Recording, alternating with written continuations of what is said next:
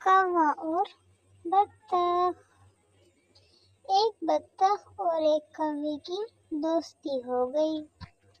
कौवा बत्तख के पास तालाब के किनारे आता और दोनों मिलकर खूब बातें करते। एक दिन बत्तख बहुत उदास थी।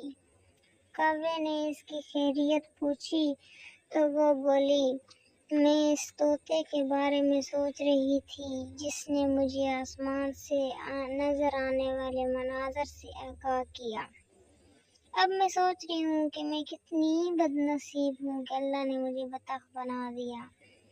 समंदर की जिंदगी भी कोई जिंदगी है। काश मैं भी एक तोता होती और आसमान की सैर करती, दरख्तों पर बैठती। क्या मजा आता। कौवे ने बत्तख की ये बात सुनी तो कहने लगा, अल्लाह मियाँ ने कोई चीज बेकार पैदा नहीं की है, तुम नाशुक्री क्यों कर रही हो। पानी की जिंदगी तो देखो क्या मजेदार जिंदगी है।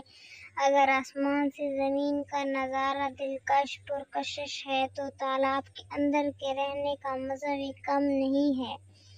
बत्तख ने कौवे की बात सुनी तो उसे बुरी लगी, मगर रात को ठंडे दिल से सोचा तो कौवे की बात उसे दुरुस्त लगी। उसने अल्लाह का शुक्र अदा किया कि उसने मुझे एक अच्छा मशवरा देने वाला दोस्त दिया है। इत्तेफाक में बरकत है। एक गांव में एक किसान रहता है। उसके 3 बेटे थे जो आपस में हर वक्त झगड़ते रहते हैं। किसान ने इनमें हम आहंगी और इत्तेहाद पैदा करने की बहुत कोशिश की, लेकिन उसकी तमाम कोशिशें नाकाम रहीं। इस गम ने किसान की सेहत को काफी नुकसान पहुंचाया और वो शदीद बीमार हो गया। वो अपनी मौत से पहले अपने बेटों को मुत्तहिद करना चाहता था। एक दिन इसने अपने ख्वाबों को अमली जामा पहनाने का मंसूबा बनाया। उसने अपने बेटों को बुलाया और उनसे कुछ लकड़ियां लाने को कहा। जब वो लकड़ियां ले आए तो किसान ने अपने बेटों को तमाम लकड़ियों एक गट्टे की शक्ल में बांधने को कहा। फिर किसान ने अपने बेटों को लकड़ियों के गट्टे को तोड़ने का कहा। वो हैरान हुए, लेकिन उन्होंने वैसा ही किया जैसा कि कहा गया था। जद्दोजहद शुरू हो गई। हर एक ने अपनी पूरी कुव्वत से कोशिश की, लेकिन लकड़ियों को ये गट्टा ना तोड़ सके। जब इनका सांस फूल गया तो किसान ने इनसे लकड़ियों को अलग अलग करने को कहा।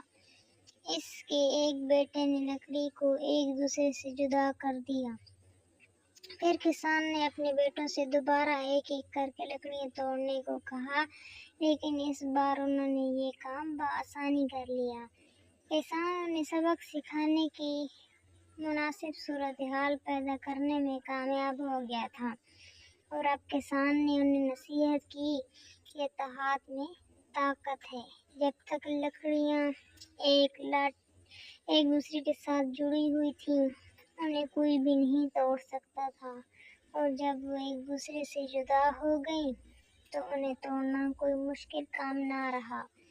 इसी तरह अगर तुम 4 भाई 3 लकड़ियों की तरह मुत्तहिद हो जाओगे तो हमेशा मजबूत और नाकाबिल शिकस्त रहोगे, लेकिन अगर तुम आपस में झगड़ते रहे तो मुखालिफ तुम्हें कुचल देंगे। उन्होंने ये बात समझ ली और अपने वालिद से वादा किया कि वो दोबारा कभी नहीं झगड़ा करेंगे।